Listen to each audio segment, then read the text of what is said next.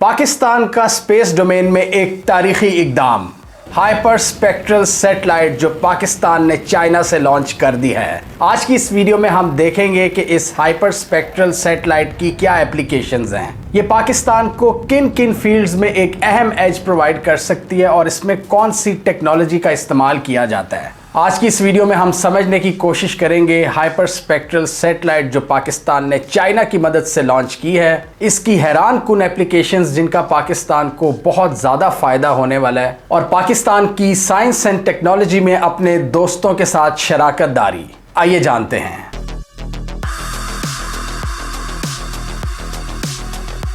तो बात करते हैं पाकिस्तान की first hyper spectral satellite HS-1 की, जो पाकिस्तान ने चाइनीज सेंटर से लॉन्च की है, जिसको पाकिस्तान ने एक तारीखी कामयाबी करार दिया है। ये चाइना के नॉर्थ वेस्टर्न इलाके से लॉन्च की गई है, चाइनाज यीक्वान सैटेलाइट लॉन्च सेंटर।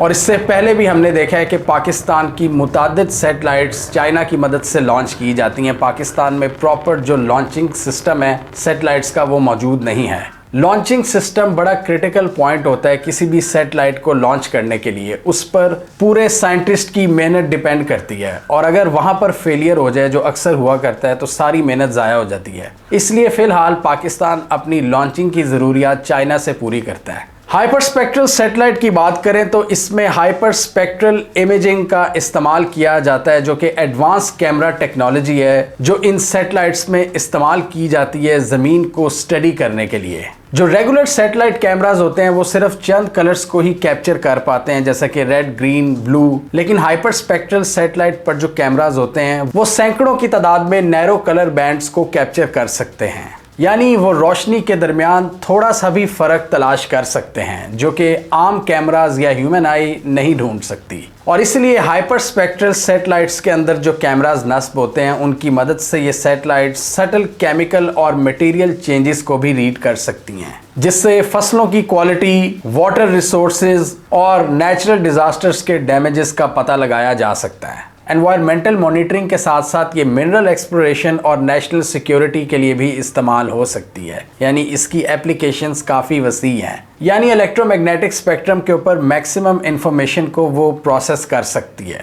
और किसी सीन के एक स्पेसिफिक इमेज के एक एक पिक्सल को एनालाइज करने की एबिलिटी भी रखती है इलेक्ट्रोमैग्नेटिक स्पेक्ट्रम की इंफॉर्मेशन को प्रोसेस करके। फॉर एग्जाम्पल, अगर आप मिनरल एक्सप्लोरेशन की बात करें तो ज़मीन पर आपकी जो मौजूद टीम्स होती हैं उनके पास डिफरेंट काइंड ऑफ टेक्नोलॉजी होती है, जैसे कि इंफ्रारेड इमेजरी, लेकिन डेफिनेटली वो एक बड़े एरिया को कवर नहीं कर सकते। उसके लिए आपको एक ऊपर का व्यू चाहिए होता है जो कि डिटेल में एनालाइज करे ज़मीन के उस पैटर्न को।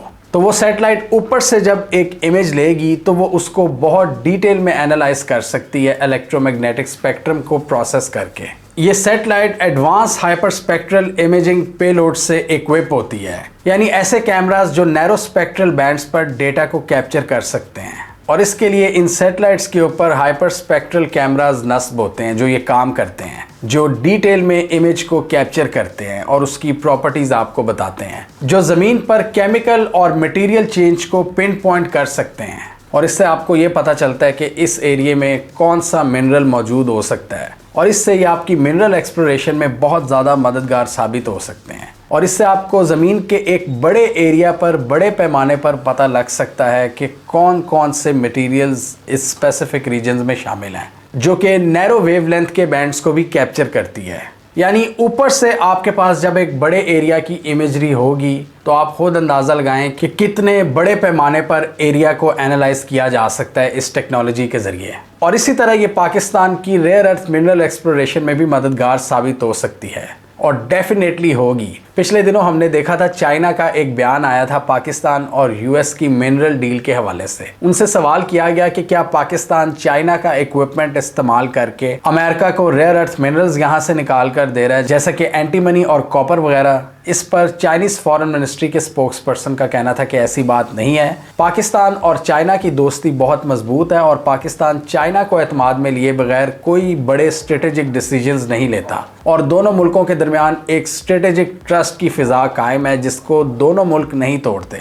और उन्होंने मजीद कहा कि पाकिस्तान और अमेरिका की डील का जहां तक सवाल है, उसमें भी पाकिस्तान ने चाइना को एतमाद में लिया है और ये जो डेवलपमेंट हुई है कि चाइना की मदद से पाकिस्तान ने ये इमेजिंग सैटेलाइट लॉन्च की है स्पेस में, इससे पता चलता है कि चाइना को पाकिस्तान पर एतमाद है। चाइना का ये बयान तब सामने आया था जब पाकिस्तान और यूएस की मिनरल डील सामने आई थी, और उसके बाद चाइना ने बड़े पैमाने पर एक्सपोर्ट बैन्स लगाए हैं रेयर अर्थ मिनरल्स पर। चाइना और यूएस की ट्रेड वॉर का ये एक क्रिटिकल हिस्सा है रेयर अर्थ मिनरल्स। अमेरिका ने एडवांस चिप्स और सेमीकंडक्टर्स की एक्सपोर्ट को बैन किया हुआ है चाइना में, और बदले में चाइना ने रेयर अर्थ मिनरल्स की एक्सपोर्ट को सख्त कर दिया है यूएस के अंदर जाने से। और इसमें चाइना ने क्लियरली कहा है कि जो कंपनीज चाइना के साथ मिलकर काम कर रही हैं वो इन एलिमेंट्स को एक्सपोर्ट नहीं कर सकती और ना ही इसकी मशीनरी को। और इसमें चाइना का अल्टीमेट गोल यही है कि रेयर अर्थ मिनरल्स की तरसील को रोका जाए अमेरिका पहुंचने से, क्योंकि चाइना इस फील्ड को डोमिनेट करता है और इस ट्रेड वॉर और स्ट्रेटेजिक वॉरफेयर में एक टूल के तौर पर इस्तेमाल करता है रेयर अर्थ मिनरल्स को।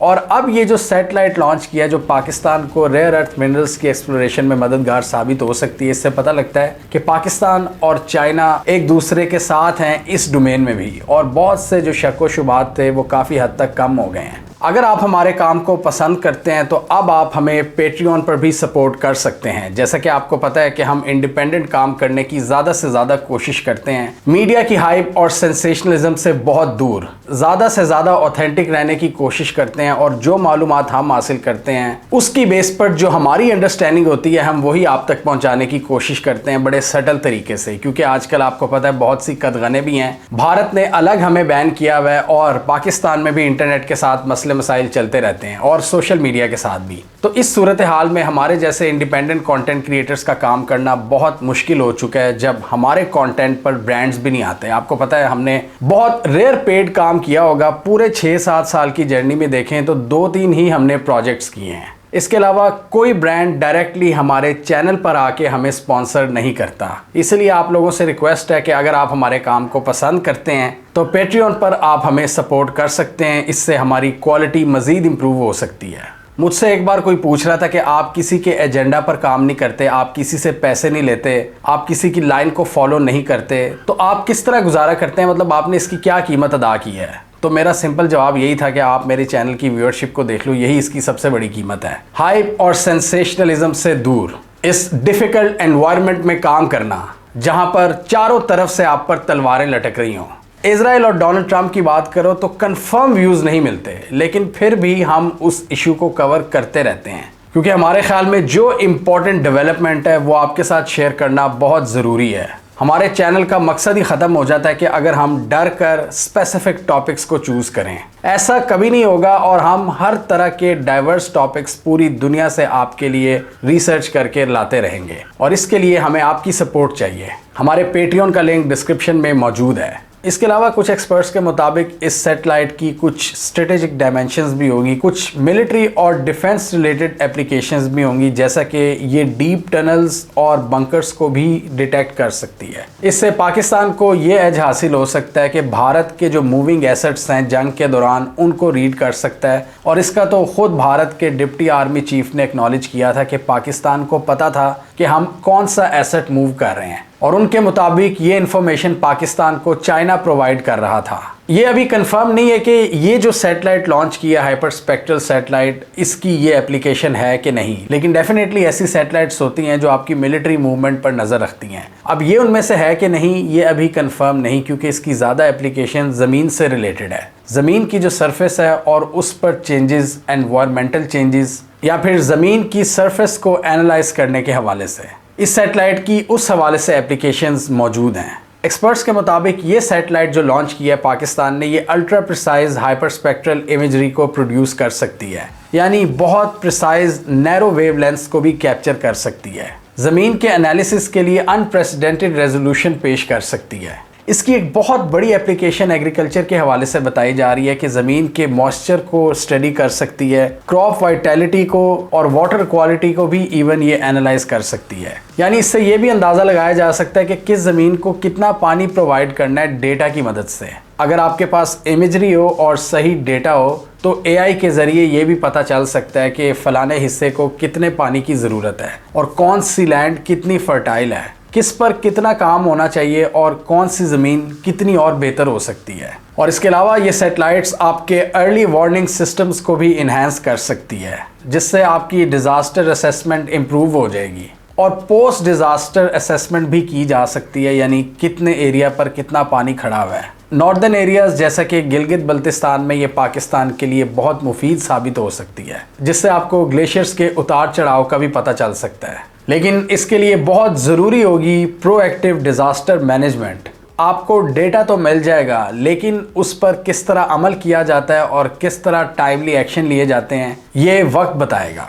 और इसके अलावा इसका एक मकसद CPEC प्रोजेक्ट्स को नेचुरल डिज़ास्टर से बचाना भी है, जियो हैज़र्ड्स को प्रीएम्प्ट करना। 2022 के फ्लड्स में हमने देखा था कि CPEC के बहुत से इंफ्रास्ट्रक्चर को नुकसान पहुंचा था। CPEC और दूसरे प्रोजेक्ट्स के तहत चाइना पाकिस्तान में बहुत से डैम्स पर काम कर रहा है और बारिशों, ज़लज़लों और सैलाब की सूरत में उनको बेहतर प्रोटेक्ट किया जा सकता है, डैम्स और दूसरे मेगा प्रोजेक्ट्स को। और इससे आपकी एग्रीकल्चरल प्रोडक्टिविटी भी इंक्रीज़ हो सकती है। और ये चीज़ जाहिर करती है पाकिस्तान और चाइना की स्ट्रेटेजिक पार्टनरशिप। चाइना हर मैदान में पाकिस्तान को सपोर्ट करने के लिए तैयार है। पाकिस्तान की एग्रीकल्चर हो, माइनिंग एक्सप्लोरेशन हो या नेशनल सिक्योरिटी, उसके लिए आपको एडवांस स्पेस टेक्नोलॉजी दरकार है, जिसमें चाइना आपकी हमेशा मदद करता है।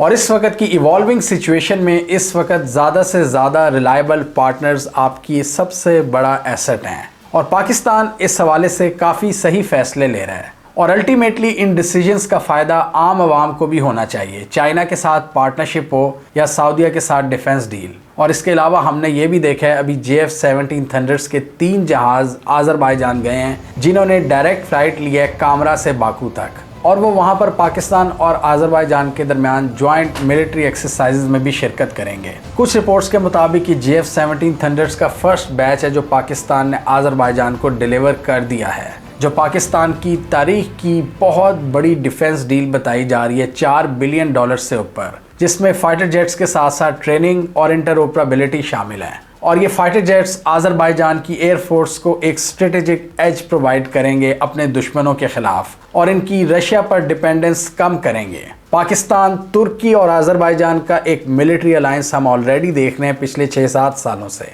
जिसमें आज़रबाईजान ने आर्मेनिया के खिलाफ नागोर्नो काराबाख में पाकिस्तान और तुर्की से मदद ली थी, और पाकिस्तान और तुर्की की बड़ी चर्चा होती है पूरे आज़रबाईजान में। तो ये डील पाकिस्तान को मज़ीद स्ट्रेटेजिक सुपीरियॉरिटी देगी इस पूरे रीजन में, पाकिस्तान का स्ट्रेटेजिक इन्फ्लुएंस को बढ़ाएगी, क्योंकि यहाँ पाकिस्तान अब बड़ी बड़ी डिफेंस पावर्स का कंपेटिटर बन रहा है, चाहे मिडिल ईस्ट हो या कॉकेसस रीजन हो। तो साउथ कॉकेसस में भी पाकिस्तान की स्ट्रेटेजिक एंट्री हुई है, जो पाकिस्तान के स्ट्रेटेजिक कद में मज़ीद इजाफा करेगी। और इसमें सबसे बड़ी की यही है आपके अलायंसेस।